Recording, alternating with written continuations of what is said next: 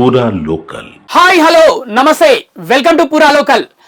పెద్ద సినిమాలకు అడ్డగోలు రేట్లని బయట నెటిజన్లు పెద్ద ఎత్తున ఆరోపిస్తున్నారు.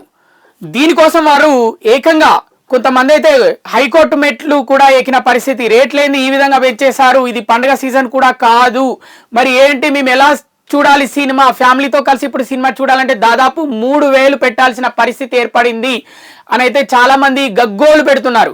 ఒకప్పుడు సింగిల్ స్క్రీన్లో 150 రూపాయలు అంటేనే చాలా ఎక్కువ. సింగిల్ స్క్రీన్ అంటే థియేటర్లు, సింగిల్గా ఉండే థియేటర్లు.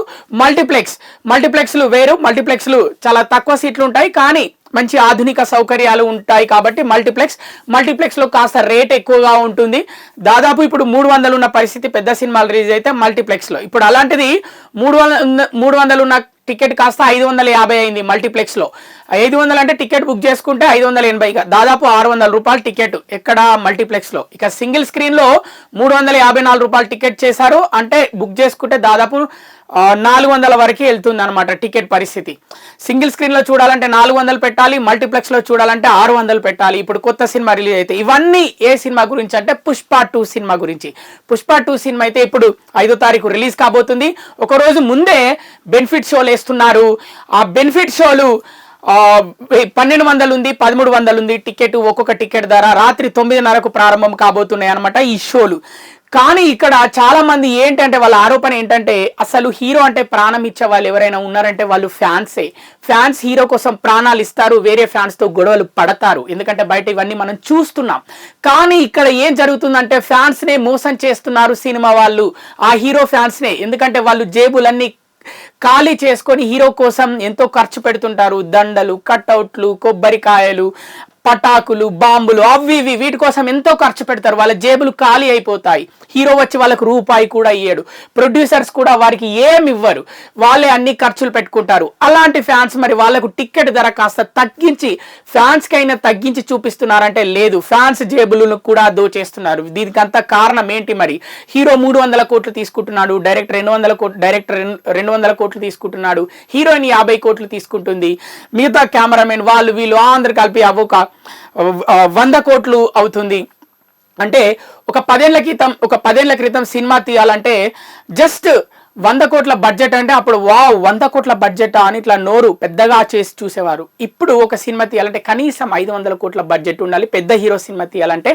ఎందుకంటే అన్ని హంగులు ఆర్భాటాలు దాంట్లో క్రోడీకరించాలి కాబట్టి. ఎందుకంటే ఇప్పుడు బయట దేశంలో కూడా తెలుగు సినిమాలకి, అలాగే ఉత్తర భారతదేశంలో కూడా, నార్త్లో కూడా తెలుగు సినిమాలకి విపరీతమైన క్రేజ్ పెరిగిపోయింది. కాబట్టి ఖచ్చితంగా బడ్జెట్ 500 కోట్లు ఉండాలి. ఇక మల్టీ స్టార్ రానున్న రోజుల్లో మల్టీ స్టార్ పెద్ద సినిమాలు, గ్రాఫిక్స్ ఓరియంటెడ్ సినిమాలు అయితే ఇక 1000 కోట్లు కూడా బడ్జెట్ దాటనున్నాయా అనే ఊహాగానాలు అయితే తలెత్తుతున్నాయి. ప్రస్తుతం అయితే ఇది చూసేద్దాం ఈ టాపిక్. టికెట్ ధరలు 3-4 రేట్లు పెంపంట. అంటే ఇప్పుడు 300 ఉన్న టికెట్ కాస్త ఏదో పండుగ సీజన్లో పెద్ద హీరో సినిమా రిలీజ్ అవుతుందంటే 300 ఉన్న టికెట్ కాస్త ఇప్పుడు ఏకంగా 600కి వెళ్ళిపోయింది. అంటే దాదాపు 2 రేట్లు ఎక్కువ. అంటే 300 ఉన్నది 600, సింగిల్ స్క్రీన్లో 200 ఉన్నది కాస్త 500. ఈ విధంగా పెరిగిపోతుంటే 3-4 రేట్లు పెరిగిపోతుంది అనమాట. నిర్మాతలు అడగగానే ఓకే చెప్తున్న ప్రభుత్వాలు, నిర్మాతలు వెళ్ళి పర్మిషన్ ఇట్లా టికెట్స్ పెంచుకుంటాము అంటే ప్రభుత్వాలు హ్యాపీగా ఓకే చెప్తున్నాయి. మరి వాళ్ళు నిర్మాతలు అక్కడ వెళ్ళి ఏం మాట్లాడుతున్నారు, ప్రభుత్వాలు వాళ్ళకి ఏం పర్మిషన్ ఇస్తున్నాయి కూడా మరి ఎవరికి అర్థం కాని పరిస్థితి. పెద్ద హీరోల సినిమాలకు టికెట్ రేట్లు భారీగా పెంచుతున్నారు. 2-3 ఏళ్ల నుంచి ఈ ట్రెండ్ బాగా పెరిగింది. దీంతో సామాన్యులు ఫ్యామిలీతో కలిసి సినిమాలు చూసే పరిస్థితి లేకుండా పోతుంది. మామూలు టికెట్ ధరకు 3-4 రేట్లు పెంచుతుండటంతో నలుగురున్న ఒక ఫ్యామిలీ కనీసం 2000 లేనిదే సినిమా చూసేందుకు అవకాశం ఉండడం లేదు. వాటిపై జీఎస్టీతో పాటు స్నాక్స్ ఖర్చు కూడా కలుపుకుంటే 3000 దాకా ఖర్చు అవుతుంది. ఇంకా ఇక్కడ 4 అని అంటున్నాడు. ఒక ఫ్యామిలీలో 4 ఉంటే 2000 నుంచి 3000 అంటున్నారు. ఒక్కో ఫ్యామిలీలో 5-6 ఉంటారు, సినిమా ప్రియులు ఉంటారు. వీళ్ళు ఖచ్చితంగా వీకెండ్ వస్తే సినిమా చూడాలనుకుంటారు. ఇక వాళ్ళైతే 10,000 పెట్టాలి ఇక సినిమాకి, అంతే కన్ఫర్మ్ తెలుస్తుంది. యాక్చువల్లీ ఎంటర్టైన్మెంట్ ఏదైనా కావాలంటే సగటు ప్రేక్షకుడు ఫస్ట్ కోరుకునేది, సినిమా ప్రేక్షకుడు థియేటర్కి వెళ్ళి ఎంటర్టైన్మెంట్ థియేటర్లోనే దొరుకుతుంది. మనం 2.5 గంటలు మన నిజ జీవితాన్ని మర్చిపోయి ఒక ఊహాలోకంలోకి వెళ్ళిపోతాము. ఆ ఎంటర్టైన్మెంట్ దొరికేది సినిమాలోనే అని సినిమా థియేటర్కి వెళ్తుంటారు. కానీ ఇక్కడ ఇప్పుడు అది కూడా సగటు ప్రేక్షకుడికి దూరం అయిపోతుందా మరి ఈ టికెట్స్ రేట్ల వల్ల?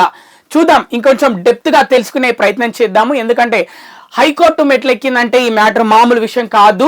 థియేటర్కి వెళ్లేందుకు జంకుతున్న సమయాలు మనం అనుకున్నట్టే మరిగా ఆలోచిస్తున్నారు. ఎందుకంటే నిలంతా ఉద్యోగాలు చేసి కష్టపడి అక్కడ ఎన్నో టెన్షన్లు పడి ఆఫీస్ వర్క్ ఒత్తిడి, ఇక్కడ బయట ఎంతో మంది ఎన్నో రకాలుగా ఎన్నో ఉద్యోగాలు, బయట ఎన్నో పనులు బిజినెస్లు అవన్నీ చేసుకుంటూ కాస్త రిలాక్స్ అవుదాం అనుకుంటే ఇక్కడ కూడా ఆ రిలాక్సేషన్ దొరకలేని పరిస్థితి ఇప్పుడు ఏర్పడుతుందా మరి రానున్న రోజుల్లో?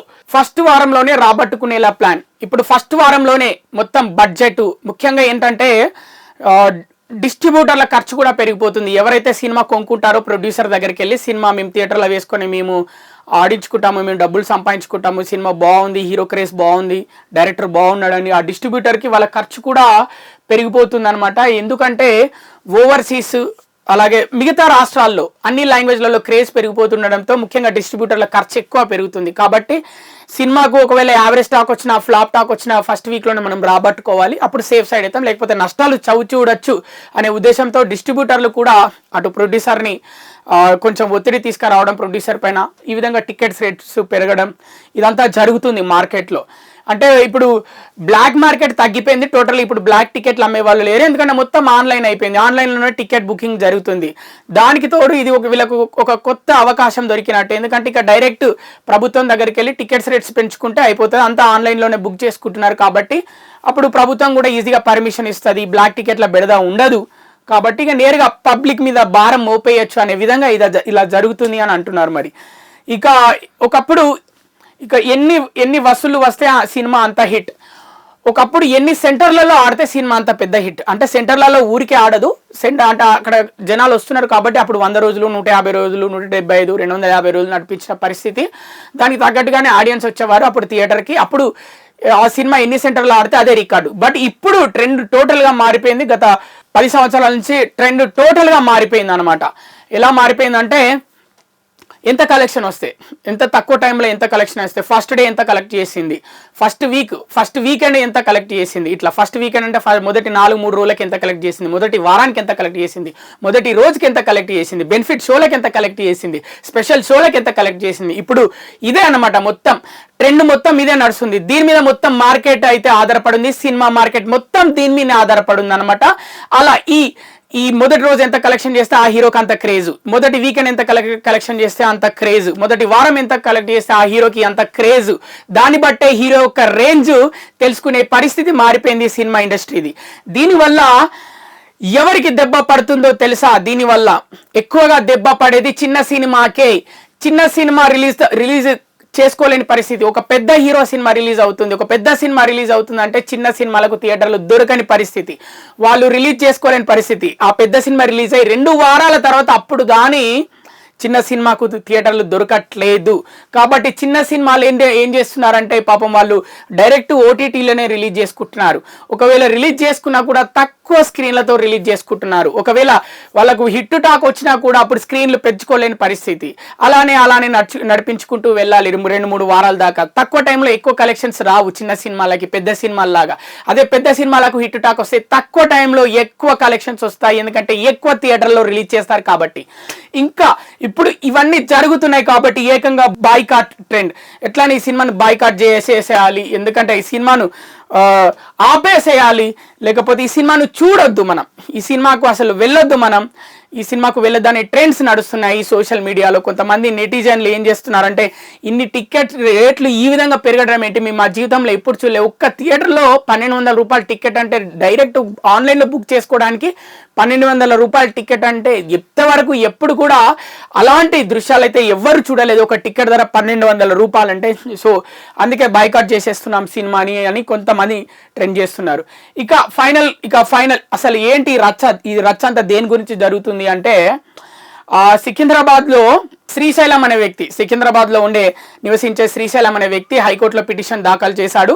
సినిమా టికెట్లు రేట్లు చాలా పెరిగాయి, కొంచెం తగ్గించే ప్రయత్నం చేయండి మీరు, ఇది బాగాలేదని ఆయన పిటిషన్ వేశాడు. విచిత్రం ఇక్కడ ఏం జరిగిందంటే అటు ప్రొడ్యూసర్ తరఫున సినిమా తరఫున న్యాయవాది వాళ్ళు కూడా వాదనలు వినిపించారు. ఇది ఎప్పుడో చేయాల్సింది, అంటే ఇప్పుడు వారం రోజుల నుంచి కూడా టికెట్స్ రేట్లు పెరుగుతున్నాయి అన్నప్పటి నుంచి ఈ పిటిషన్ వేయాల్సింది. ఇప్పుడు సినిమా రేపు ఎల్లుండి రిలీజ్ అన్నాక ఈ టైంలో ఇలా పిటిషన్ వేస్తే దీని వెనకాల ఉన్న మర్మం ఏంటి, కావాలని ఇలా సినిమాను ఆపాలని చేస్తున్నారు. దీనివల్ల ప్రొడ్యూసర్స్ లాస్ అవుతారు, డిస్ట్రిబ్యూటర్స్ లాస్ అవుతారు, చాలా బిజినెస్ నష్టం వస్తుంది. ముఖ్యంగా ఏంటంటే ఒక ప్రభుత్వం పర్మిషన్ ఇచ్చింది కదా ఈ సినిమాకి, ప్రభుత్వమే టికెట్స్ రేట్స్ పెంచుకోమని పర్మిషన్ ఇచ్చినప్పుడు కోట్లు వెక్కడం వెనుక మర్మం ఏంటి? ఈ తక్కువ టైంలో అంటే ప్రభుత్వానికి చెడ్డ పేరు తీసుకురావడానికా, లేకపోతే ప్రభుత్వం నచ్చకనా, లేకపోతే ప్రొడ్యూసర్ ఎవరి మీదనన్నా వీరికి కోపం ఉందా పిటిషనర్కి, ఇలాంటివి అన్ని అంశాలు పరిగణలోకి తీసుకొని అతని మీదనే జరిమానా వేస్తాం శ్రీశైలం, నీ మీదనే జరిమానా పడే అవకాశం ఉందని జస్టిస్ ఎవరైతే న్యాయమూర్తి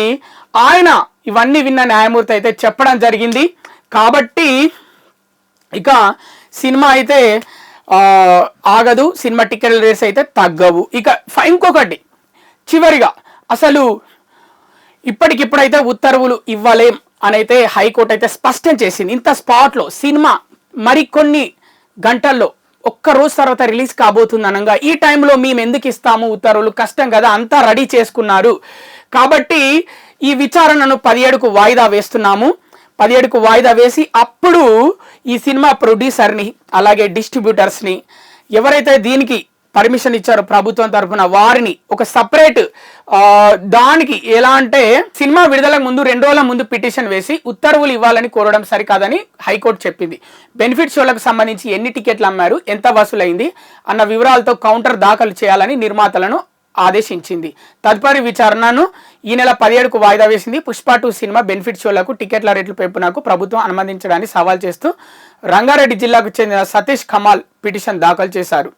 దీనిపై జస్టిస్ బి విజయసేన్ రెడ్డి మంగళవారం విచారణ చేపట్టారు. సో ఏంటంటే బెనిఫిట్ షోలలో ఎన్ని టికెట్స్ అమ్మారు, అలాగే ఇంకా చాలా డెప్త్గా వెళ్తే ఎంత వసూలైంది, బెనిఫిట్ షోలకు ఎంత వసూలైంది, ఎందుకంటే ఒక 1200-1500 పెట్టారు కదా టికెట్, ఇవన్నీ వివరాలు ఖచ్చితంగా ఇవి కూడా కోర్టు ముందు క్లియర్గా తెలపాలని అయితే హైకోర్టు ఆదేశించింది ప్రొడ్యూసర్ని, డిస్ట్రిబ్యూటర్స్ని. అలాగే 17వ తారీఖు దీన్ని విచారణ వేశారనమాట.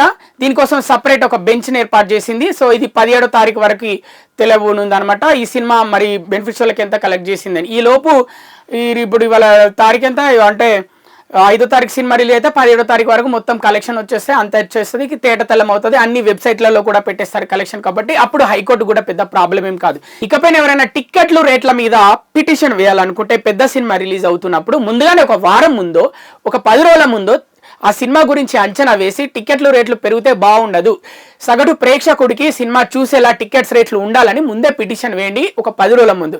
అంతేగాని సినిమా రేపు రిలీజ్ అంటే ఇవాళ పిటిషన్ వేస్తే ఏ హైకోర్టు ఒప్పుకోదు, దాన్ని ఖచ్చితంగా స్టే విధిస్తుంది. ఇప్పుడు పుష్ప 2 విషయంలో కూడా జరిగింది ఇదే.